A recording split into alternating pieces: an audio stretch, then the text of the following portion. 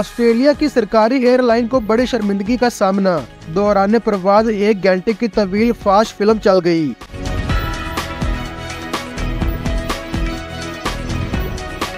Australia की सरकारी airline कंतास air में 1 घंटे तक चलने वाली फास्ट फिल्म से जहाज में मौजूद फैमिलीज मुश्किल में आ गई।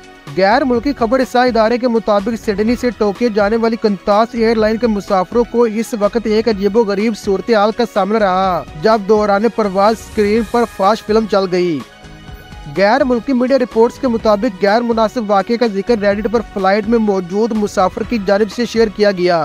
रेडिट पर शेयर की गई पोस्ट में एक सारिफ ने बताया कि वो कंतास एयर की फ्लाइट में सिडनी से टोक्यो जा रहे थे, जिस दौरान प्रवास में फास्ट फिल्म स्क्रीन पर चल गई। मुसाफिरों के पास फिल्म को तब्दील करने का इख्तियार नहीं था, इसीलिए तकनीकी अमले को फिल्म तब्दील करने में 1 घंटे का वक्त लगा। लिहाजा बच्चों के साथ बैठे मुसाफिरों को फ्लाइट में आंखें बंद करना पड़ी।